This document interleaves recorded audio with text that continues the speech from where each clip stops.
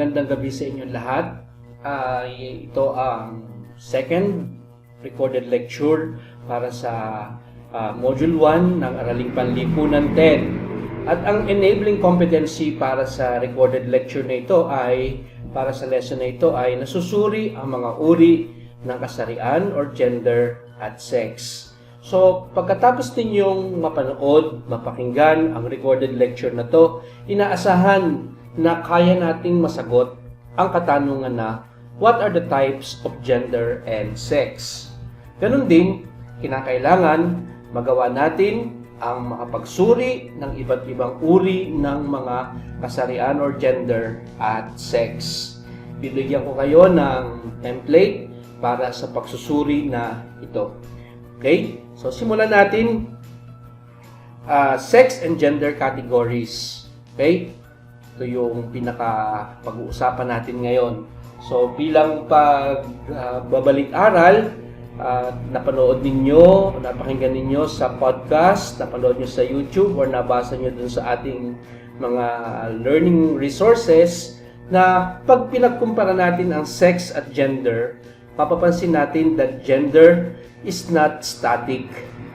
Okay? Ibig sabihin ng not static, hindi siya permanente, hindi siya ay nababago. Okay? It is always changing. Ganun din, pag sinabi nating gender, kukumpara natin sa sex, yung gender is adapting to the individual.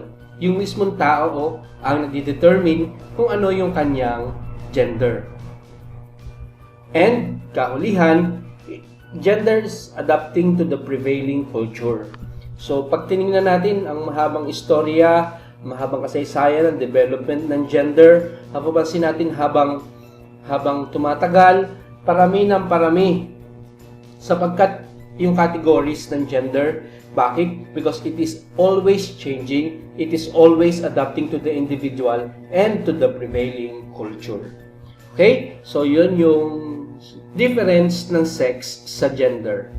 Now, let us proceed to the different categories. And dito, mahalaga malaman natin yung iba't ibang terminologies. So, una ng terminology na ating dapat maintindihan ay yung tinatawag nating sexual orientation. Okay? Pag sinabi nating sexual orientation, it refers to emotional, romantic, or sexual attraction to another person. Again, pag sinabi nating sexual orientation, it refers to the emotional, romantic, and sexual attraction to other persons. And if we look at sexual orientation, marami tayong makikitang iba't ibang mga categories dito. Okay? So, pwedeng heterosexual, which means a person is attracted to another person of the opposite sex. So, a boy is attracted to a girl is attracted to a boy. Again, yung attraction na yon may be emotional, may be romantic, or may be sexual in nature. Next, pwede rin siyang gay or lesbian. When we speak of gay and lesbian, we mean to say here the person is attracted to another person of the same sex. So, let's say for example, yung lalaki, pwedeng emotionally, romantically, or sexually attracted to another man. Yung babae, pwedeng attracted din emotionally, romantically, or sexually to another woman. Okay, tatandaan natin, we do not use the term homosexual because of its negative connotation. So, what we are using is gay or lesbian. Next, meron din tayong tinatawag na bisexual. Ano naman ito? A person is attracted to both sexes. So, pwedeng yung lalaki is attracted to another man and a woman. Or a woman is attracted to a man and another woman. Again, the attraction may be emotional, romantic, or sexual. Next is pansexual. Okay, sino naman itong mga tao na to? their sexual choice with regard to biological sex, gender, or gender identity is not limited, tandaan ha, is not limited to biological sex, gender, or a gender identity. Sila yung mga taong they are attracted to another person but they disregard, okay, kung ano ba yung orientation ng isang tao. Okay? Hindi lang yun ang kanilang pinagtitingnan. And then, meron din tayong tinatawag na asexual. So, sino naman itong mga to? These are people who may not be interested in sex but they still feel emotionally close to other people. Okay? So, here are the different sexual orientations. Next, gender identity. When we speak of gender identity, we mean here our own sense of gender. How do we see ourselves as a man, or as a woman? So, ang gender identity can be binary. Ibig sabihin ng binary, dalawa lang siya, a man or a woman. That's how you think about yourself. Now, as time goes by, as I have told you, nagbabago ang panahon, nagbabago ang konsepto ng gender, meron tayong tinatawag na mga non-binary gender identities. Okay? Ano naman itong mga non-binary gender identities? Ibig sabihin ng non-binary, hindi lang siya confirmed o confined sa male or sa female or sa man or a woman. Yun yung binary, dalawahan. Okay, so we have here the multiple genders or the indigenous two spirits. So, ano to?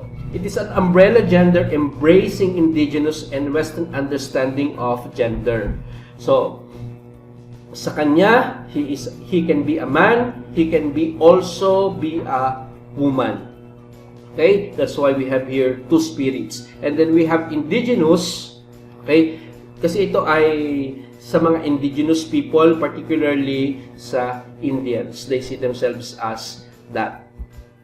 Next, we also have neither man nor woman. Sorry, neither man or woman. So, sino itong mga to? Multiple genders, indigenous two spirits din. Okay? Meron din naman tayo mga tinatawag na more fluid yung kanilang gender identity, which means he is either a woman one day, then a man on another day. So, pwede siya magpalit-palit, depende sa kanyang gusto, or depende sa takbo ng kanyang, let's say, sarili, etc. So, more fluid siya. He is not confined, she is not confined to the identity of being a man or being a woman. So, more fluid yung kanyang gender identity. Then, we also have transgender. When we speak of transgender, these are people whose gender is different from their sexual identities. Okay? Or, yung sexual identities na ito ay binigay ng society, of course. Okay?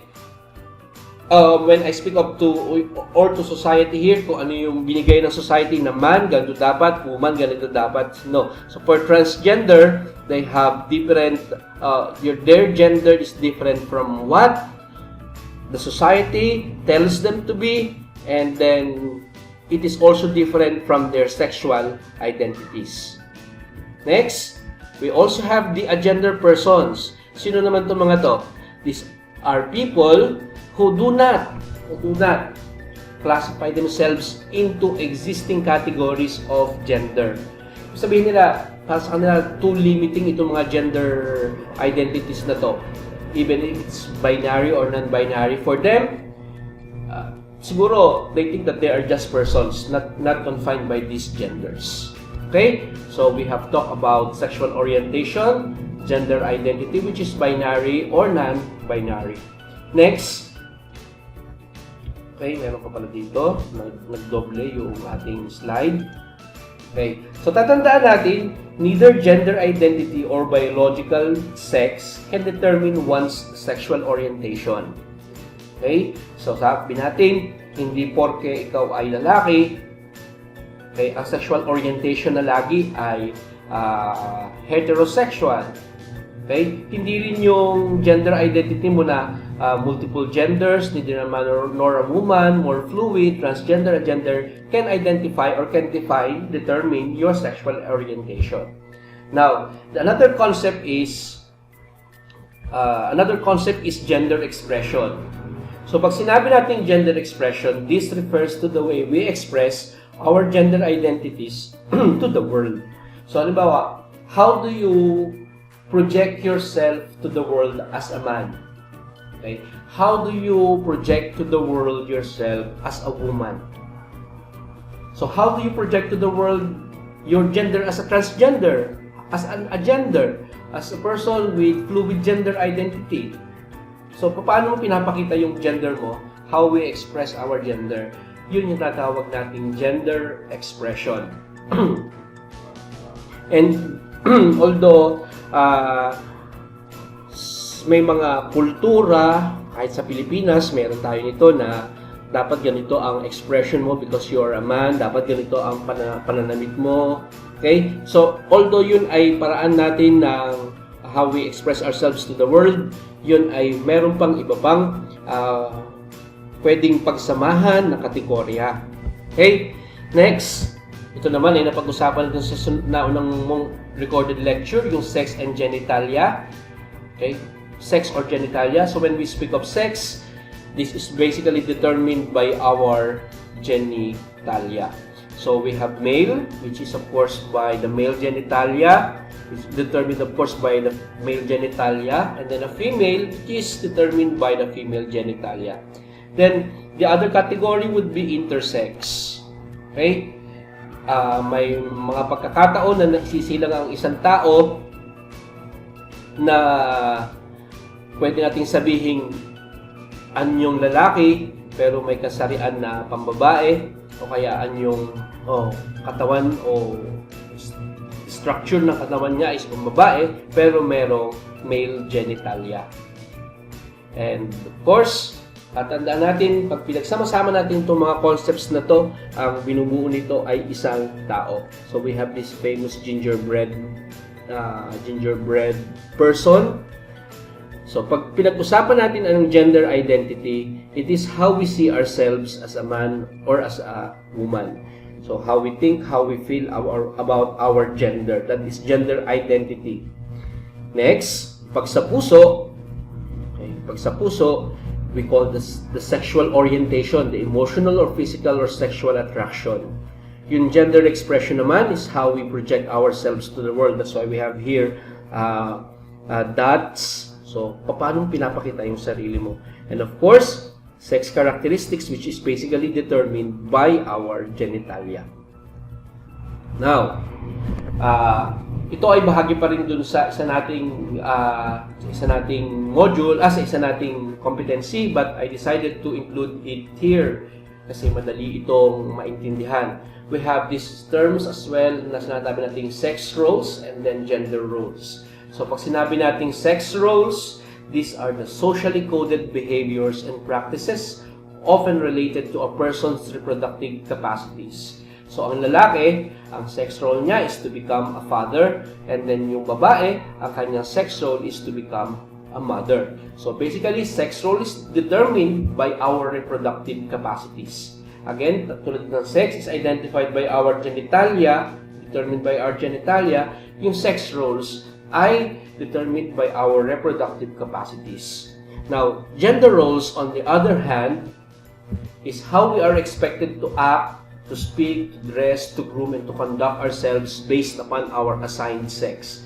So, itong gender roles ay minsan tinatawag din natin mga traditional gender stereotypes kasi ito yung mga ibinigay ng society na, as I have told you, pwedeng hindi ito ang pag-describe o pag-ibigay ng description sa isang lalaki, sa isang babae.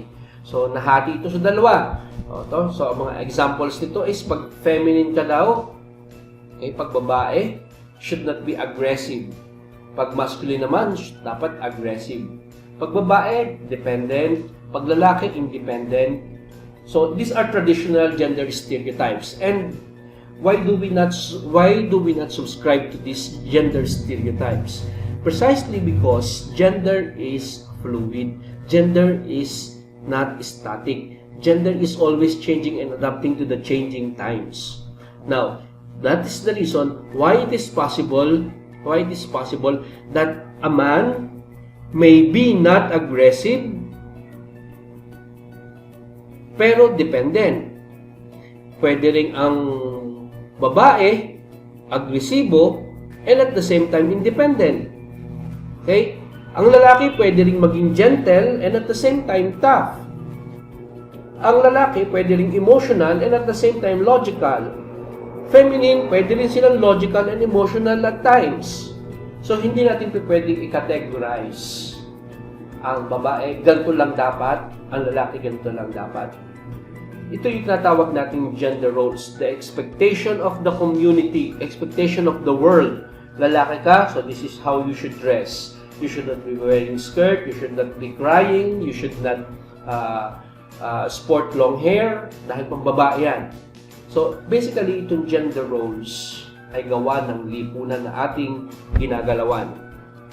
And oftentimes, when we express our gender, it is often in accordance to the different traditional gender stereotypes that we have. Again, we cannot confine a man to this set, okay, so masculine, to this set of gender stereotypes, gender characteristics, kasi pwedeng ang isang lalaki ay mayroong feminine side at ang feminine, ang babae ay may masculine side.